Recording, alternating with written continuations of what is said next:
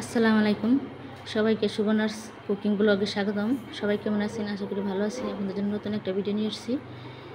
Broiler মুরগি কীভাবে রান্না করলে টেস্টটা বেড়ে যায়। প্রথম আমি মাংসটা ভিজিয়ে নিয়েছি, তারপর পেঁয়াজ আর আলু ধুয়ে কেটে নিতেছি। এই যে দেখুন কেটে নিতেছি।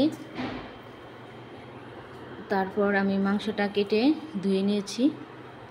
এখন মাংসর সাথে আমার পেঁয়াজ কুচি আর এখানে এখন পরিমাণ মতো মশলা দিয়ে দিব। 2.5 চামচ আদা বাটা, 2.5 চামচ রসুন বাটা,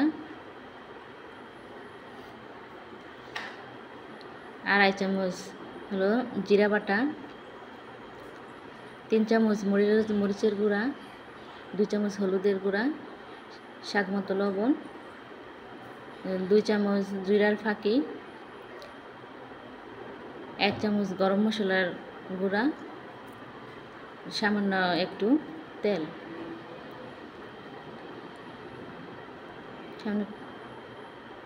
দিয়ে দিলাম। দিয়ে এখন ভালোভাবে এগুলোকে মাখিয়ে নিব সুন্দরভাবে, যাতে মশলাগুলো ভালোভাবে।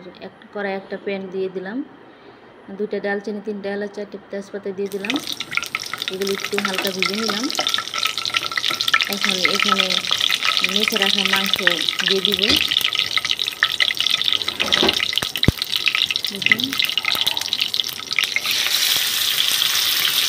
সম্পূর্ণ মাংসটুকু দেওয়া শেষ হলে আমি ভালোভাবে নাড়াচাড়া করে দেব, যেন মশলাটা ভালোভাবে মিশে যায়।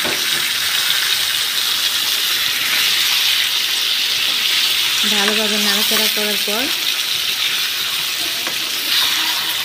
ঢাকনা দিয়ে ঢেকে দিব।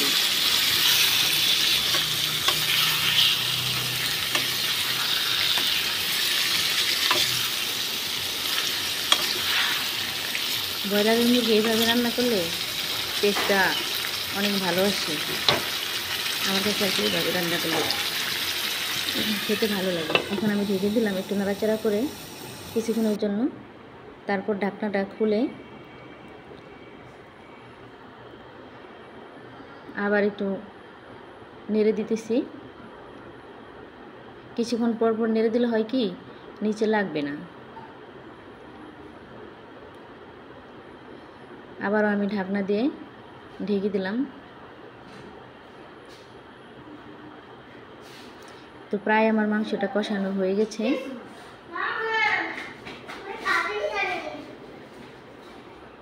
এখন আমি একটু নাড়াচাড়া দিয়ে দিতেছি।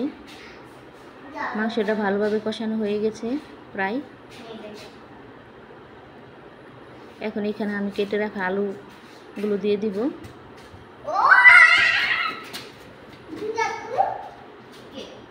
দিয়ে একটু নাড়াচাড়া করে দিতেছি।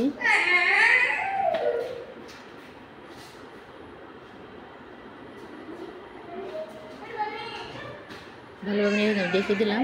দেখেন মাংসটা প্রায় সিদ্ধ, মাংস আর আলুটা প্রায় সিদ্ধ হয়ে গেছে।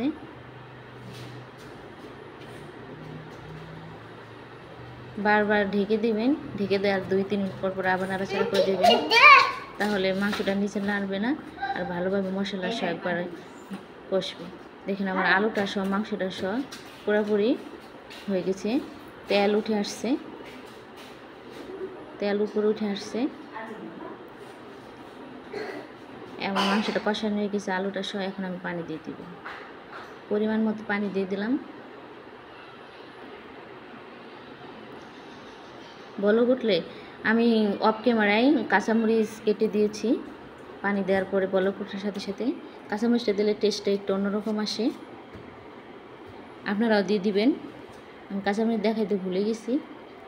আর এখন আমি একটু এলাচের ফাঁকি আর জিরার ফাঁকি দিয়ে দিলাম, যাতে স্বাদটা ভালো আসে। আমার ভিডিওটা যদি ভালো লাগে তাহলে লাইক করবেন, শেয়ার করবেন, কমেন্ট করবেন। আর অবশ্যই সাবস্ক্রাইব করে রাখবেন, যেন আমি নতুন নতুন ভিডিও ছাড়ার সাথে সাথে আপনারা তার নোটিফিকেশন পেয়ে যান।